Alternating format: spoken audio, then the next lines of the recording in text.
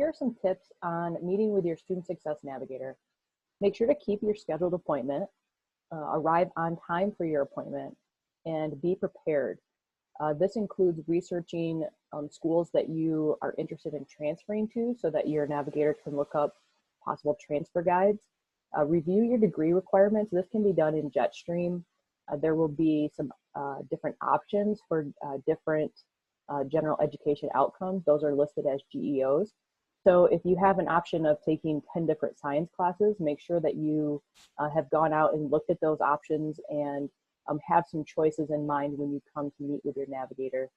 And bring a list of questions that you might have. Now, in order to schedule an appointment with your navigator, I'm going to show you a couple different ways. First, if you're unsure who your navigator is, you can go to the Jackson College website, click on Academics and Academic Advising. If you scroll down, you'll see the navigators listed for different campuses.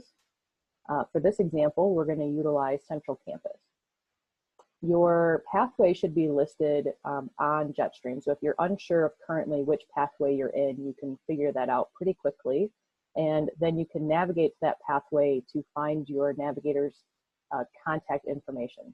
So if we click on business and computer technology, you'll see the contact information for Anthony Fassett pops up here.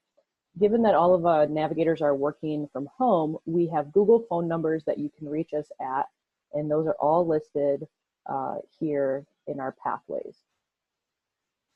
So once you click on your pathway, you'll see the Calendly appointment calendar here for each navigator. And you can click on phone appointment or Zoom video appointment, and we'll discuss those a little bit later. The other way to get to this site is if you know who your navigator is, you can quickly type in their information and it will take you to their Calendly link, same as it would have before. And each of your navigators has their calendar link in the bottom of their email signature. So here is mine, for example. Need to schedule an appointment? Click this link. So if you've received emails recently from your navigator, which I'm sure most of you have, then you can go find that Calendly link pretty quickly and it will bring you out to this site. So the next step we're going to do is we're going to click on a Zoom video appointment. And we can see that with the blue numbers here, these are Anthony's open appointments. So I'm going to click on Friday the 8th and we're going to choose 9:30 a.m. Once you fill in your name and your email address, whatever email address you put in here is where the confirmation email is going to go, and that has the instructions for how to get on to the Zoom appointment. So make sure you put in an email address that you regularly check, preferably your jcc mi.edu email address. Put in your phone number and your student ID number.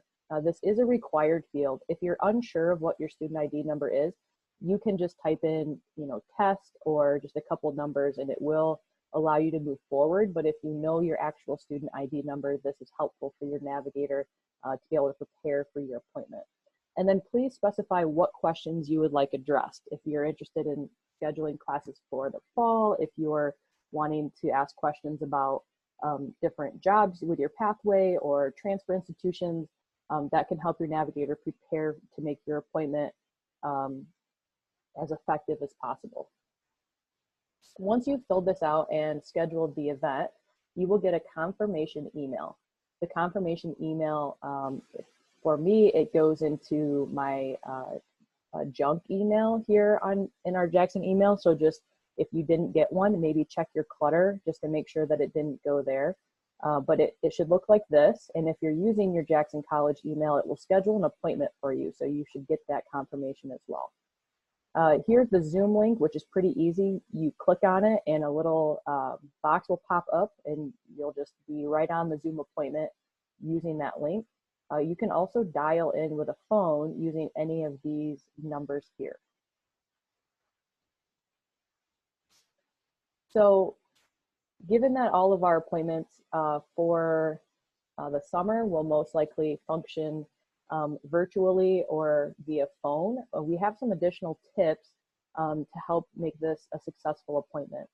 If you're scheduling a Zoom appointment, which is the preferred method for all navigators, Zoom is preferred because we can actually share our screen with you just like I am doing now, and walk you through, the different class options, show you where things are at on the website, help you log into accounts, whatever it is that you're looking for help with. It's easier if we're able to show it to you as opposed to verbally explaining it over the phone. A couple of things to keep in mind. When choosing a Zoom appointment, you'll have the option to enable your video or not. This is up to you. You don't have to show us your face. You can just stay on. You'll be on the line. You can see our screen and you can hear us, but you don't necessarily have to have your video on. If you're choosing to utilize your video, please be aware of your surroundings. Make sure to enable your microphone so your navigator can hear you. Once you sign on, there will be a little microphone down in the left-hand corner, and it will have a red slash on it if you are muted. So just, unmute that, and then that way we can hear you. And make sure to choose a quiet spot in your house. It's difficult for us to hear when there's a lot of background noise going on. If you choose a phone appointment and you have access to a computer, please have it ready to go and log into Jetstream. This way you'll be able to follow along on your side with what we are seeing on our end on Jetstream, and we can walk you through some different options. And the same as for the Zoom appointment, please choose a quiet spot in your house. We look forward to meeting with you soon.